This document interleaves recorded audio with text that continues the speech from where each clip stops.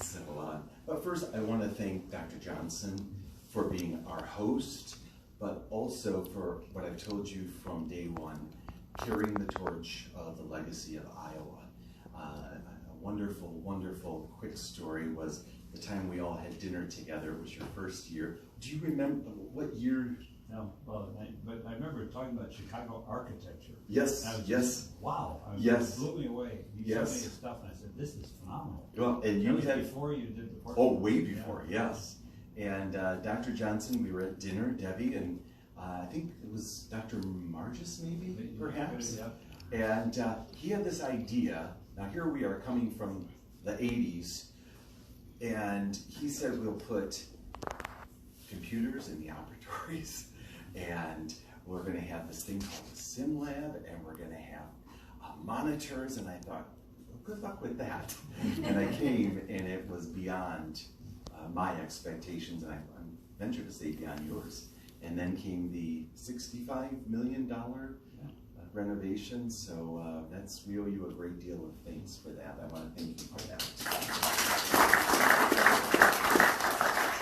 But I also appreciate all of you coming today. I had the opportunity to attend the alumni meeting yesterday, dinner with classmates last night, this morning session lunch, and it becomes immediately clear we are not here simply for CEUs or a banquet or even an Iowa football game. We're here because we know we are part of something magnificent, and that's the Iowa legacy that we share. And I take that message with me all over the world, and people say, what is your deal with Iowa? Like, really? And then I'll bring them, and they'll be like, oh my gosh, I get it now. So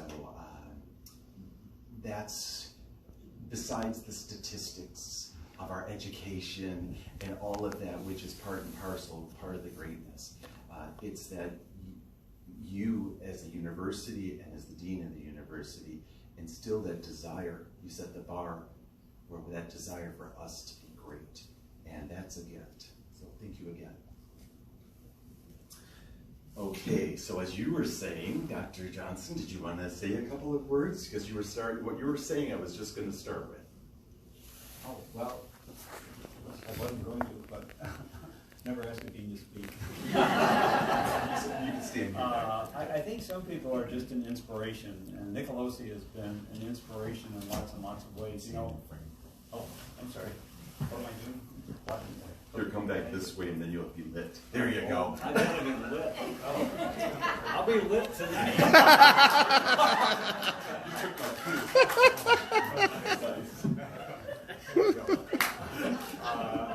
I started to say Nicolosi has been really an inspiration in so many ways. You know, there's an art and science of dentistry and the creativity in dentistry that I've always believed in. And when we first met, I said, this man has creativity. And I remember we were looking at all these completely different way of depicting Chicago architecture way back then. And I said, wow, you know, how do you do this? Where did it come from? Where does your creative? I do talks on critical thinking, but that's a little bit different from creative thinking, and I haven't cracked that nut yet. But I'm intrigued when I see it, and I saw it, and he's been kind enough to, after really an amazing journey, which I don't think anyone could have predicted at that moment.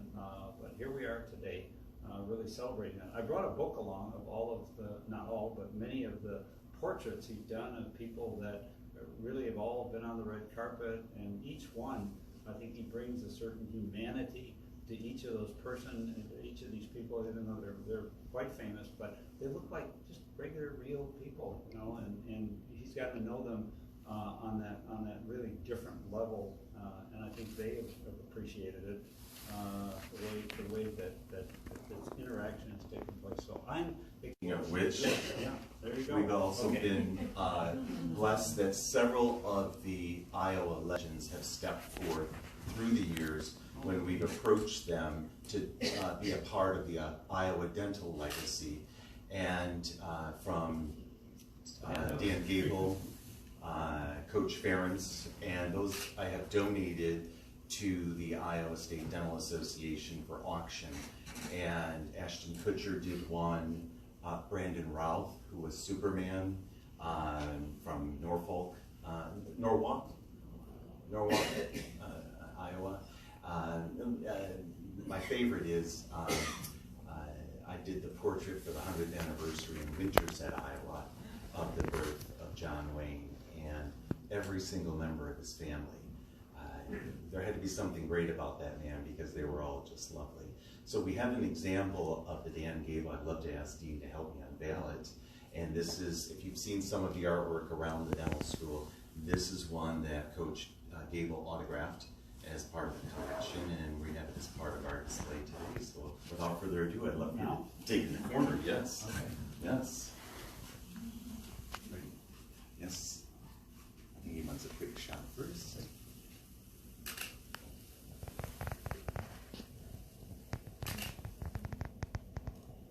And then we'll have the Let me get another flashlight on. Okay. I like a drum roll. Good. Okay. Okay, and 1, 2, 3. Oh, there we go. There it is. Wow. Very nice.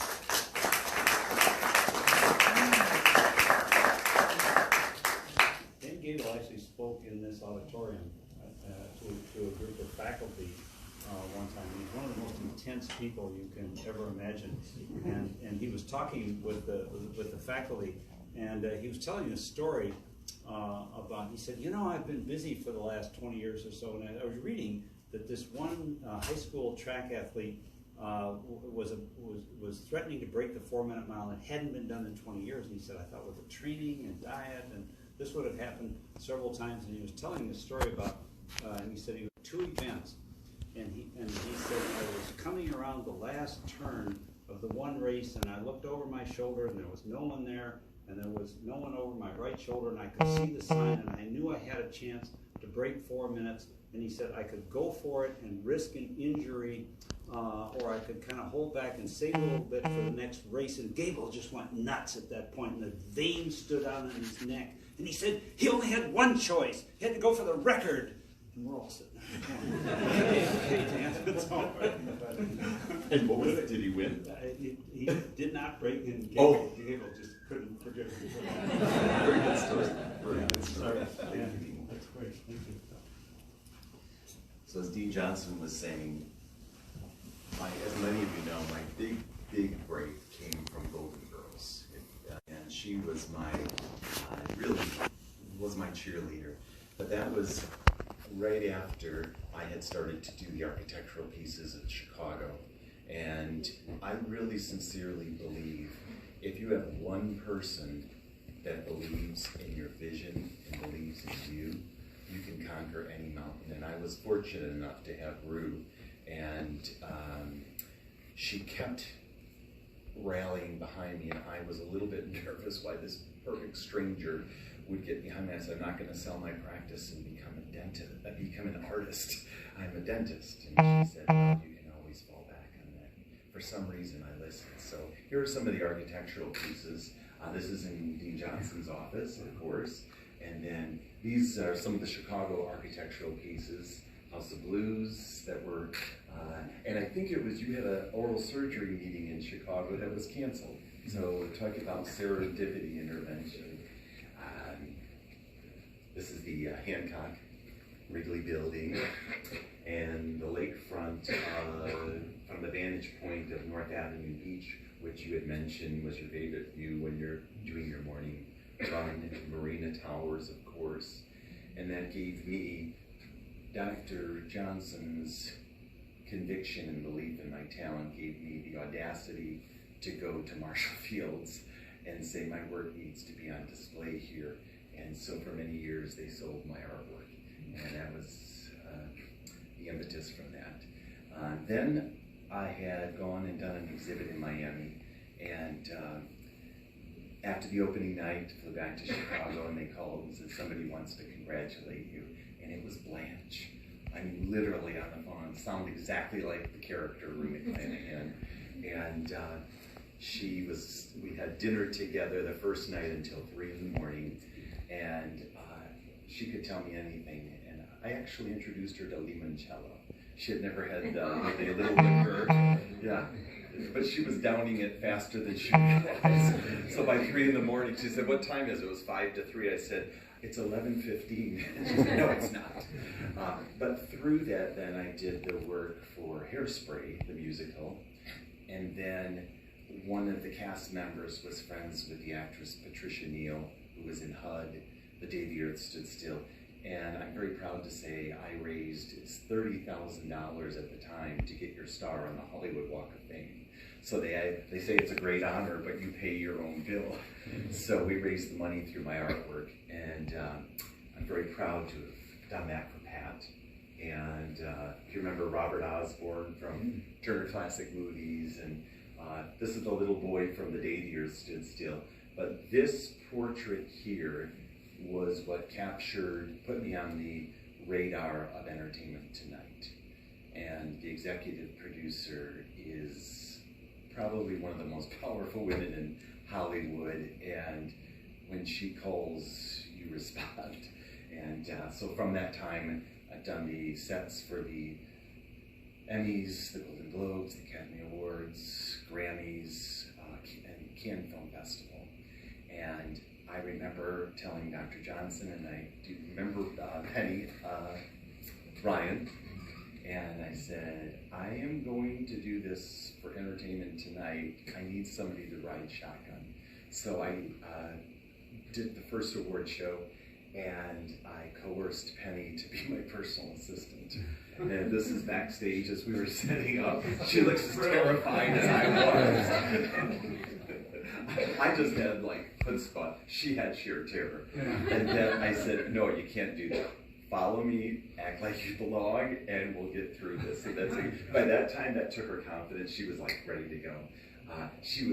Had just landed, and I said, "Where are you?" "I'm in the corner of McGowan and Melrose Place, which is right where all the studios are."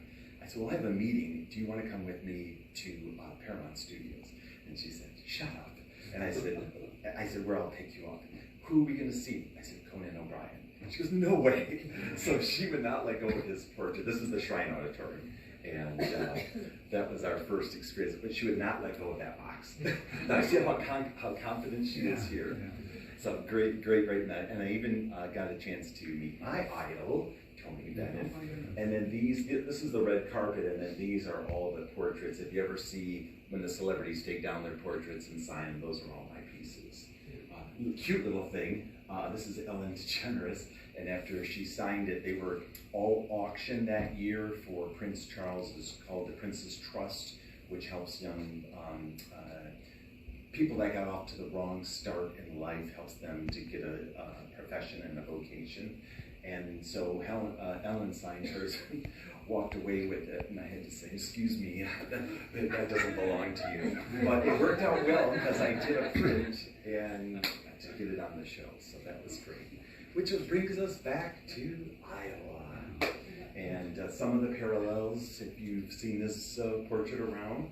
Does anybody know the name of this gentleman? No. Yes, great.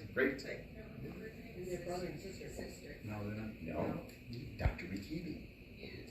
And this is Grant Wood's sister. This, very good, good Barb. And this is his dentist. And Grant Wood had periodontal disease. And so for hours he would be laying there staring at his dentist's face, okay? Well, with all due respect to Dr. McKeeby, he's not, Rock Hudson, okay? So Grant Wood was desperate for a model, and he sat up and said to Dr. McKeeby, "You have the face of a model." And McKeeby's like, "No, I will not do it, I won't do it." And in fact, his shirt that he's wearing is an old rag from Sears Roebuck. And he washed that, he put that on, and he said, "As long as you promise that you won't make it look like me," well, the pictures, it looks exactly like him. So they had a parting of ways because for the rest of his dental career, every time a patient sat in a chair, they would say, "Are you going to stick me with a pitchfork?" But they made it. So that's our Iowa legacy. He graduated in 1894. The portrait was done in 1930, so this was the 75th anniversary of American Gothic. And we did the portrait for the dental school, and we did one for Governor Vilsack, which is at Terrace Hill now on display. Those are the two sister pieces. This came in 4th. It was not number 1. He entered it into a contest at the Art Institute of Chicago. It did not win first prize, but it caused such a stir that it started what we know as today the regional movement. And his compensation for this iconic piece was the whole $300, and the Art Institute got to keep it. And he was so, I would not say broke, but not flush with funds that it is painted on a piece of masonite, is that right? The original? Yeah. I don't know. Yeah, it's not on canvas. So, and then the other portrait that Governor Vilsack was so gracious to autograph is the Tale of Two Cities, which at some point asked Dr. Johnsen why it proves that I'm Nostradamus. Because shortly after this, as you could see, the lightning and the tree, and right after this was the Great Flood that we had. So that was the predilection. This is the portrait. We reached out to Coach Fry. He was gracious enough to autograph a piece which was sold, I think, to benefit the State Dental Association in 2006 in Ashton. And this gentleman has no connection with Iowa, but he's my personal hero. Ernie Banks, great storyteller. And then Winterset, Iowa came, and this is Ethan and John. I love that look he's looking at his dad. It's just great. And if you go there today where the new museum is, it was an old gas station. So that's where Ethan got in the crane and started tearing down the old gas station. And I'm giving you a little bit of the background. How many are familiar with Dr. Van Allen? He did the piece that is up there, and I got to spend an afternoon with him. And that was shortly before, if you remember, there was a graduate student that had disgruntled graduate student that had gone on a shooting spree and unfortunately lost some faculty and students, but Dr. Van Allen was taking a break from the office and not in his office. This is the Dan Gable piece here. Of course, Coach Ferentz.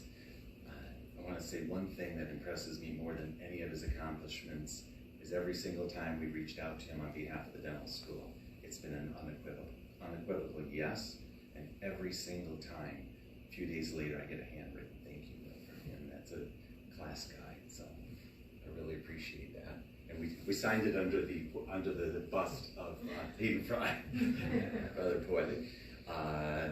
You know who this young man is? Mike Canellis' son, Alex. He was there and he dwarfed all of us, so I said, let's get a shot. And then, of course, Mike. Great. And then we also had a benefit for the dental school that was hosted by Ginsberg's.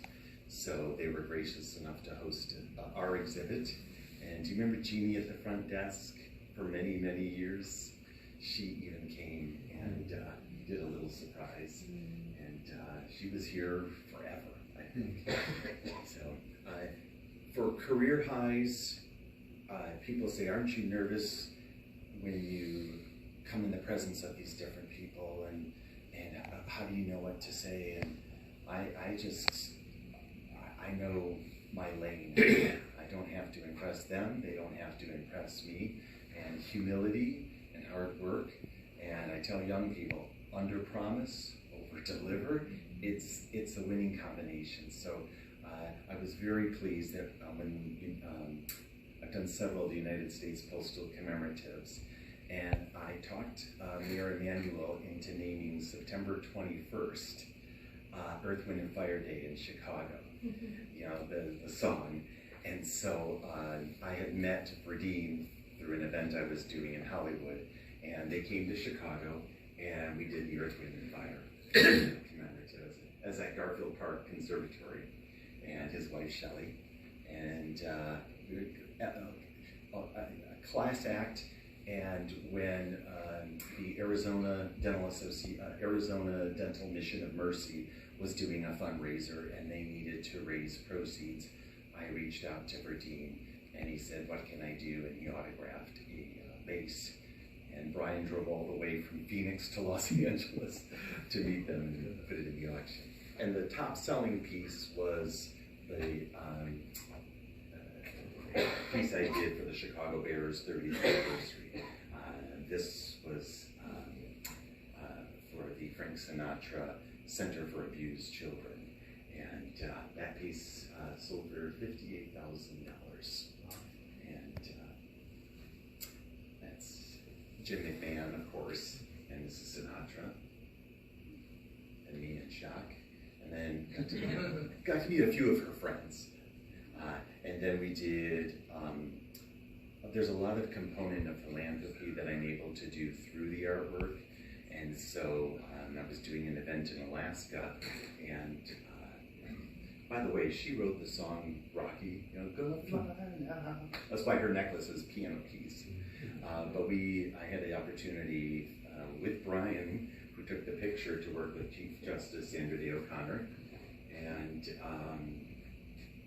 this piece sold in Alaska because it was a sports fishing benefit, and she was fishing buddies with Senator Ted Stevens, who ushered Alaska to its statehood.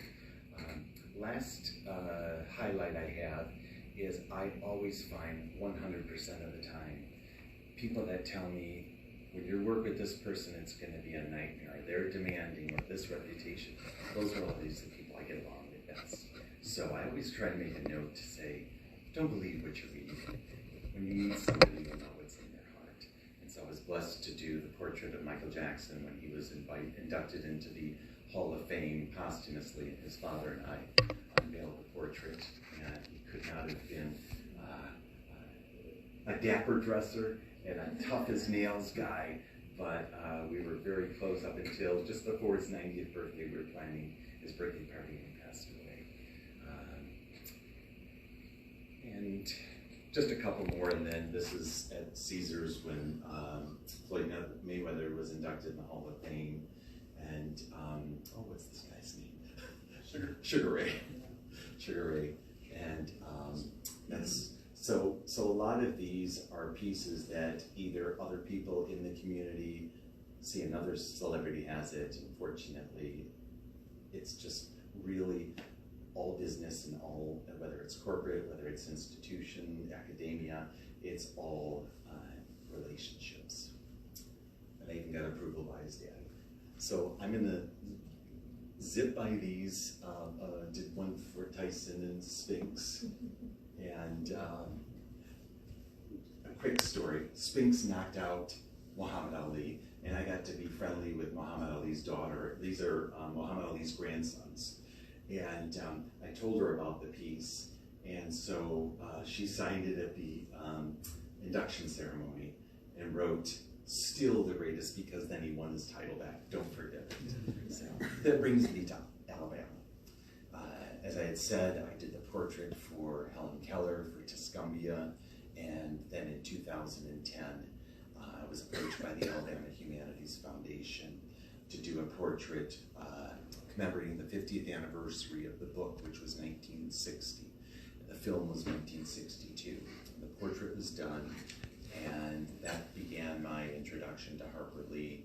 It was sold, and somehow it got into National Geographic, and she wanted the original, and they said no, he donated that to the Alabama Humanities Foundation. And they called me and said, would you do a print for Harper Lee? And then that's what brought us together. And this is her next door neighbor growing up, Truman Capote with some lady, I don't know. But did you know the original back cover of To Kill a Mockingbird, that photo of Harper Lee that was taken by Truman Capote? That photo. And then this was the Helen Keller piece, and this is the actress who played Scout. And this is the actual courtroom of To Kill a Mockingbird, and it was wonderful. It's like a beacon of justice in the South, and there's still a lot of work to be done on a lot of levels for equality and decency on how we treat each other, but we're all making strides, and we all falter at times, and we get back on and we continue. And a couple of archival pictures that have never been published that I was able to access when doing my documentary. Harper Lee's high school graduation picture. Very serious looking young ladies and gentlemen. And then when the book became a hit, she went back to her tiny small town with the Gregory Peck to research what the book was going, what his role was going to be in the book. So some wonderful shots they have in the archives in and around Monroeville, Alabama.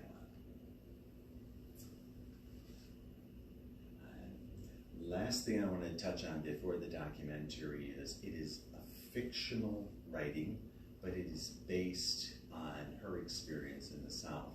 And her father's name was A.C. Lee, and there was a gentleman, and his name was Lett, Walter Lett, aka Walter Brown. And this is November of 1930. And this trial, it was a miscarriage of justice, and her father represented this. And it was very similar to the story plot of Mockingbird. And he was so disenchanted with the legal system. He remained a lawyer, but never did another murder trial for the rest of his career. This is just a little bit of the inside of the courthouse when we set up for filming. When you see the beginning of the film, where we're zooming in on the judge's witness stand, that is all of this equipment, which now, this was a whole van full of video equipment to shoot this. Today, I think we could do it in a carry-on luggage. So, and this is what I'm referring. This is as recent as 2019.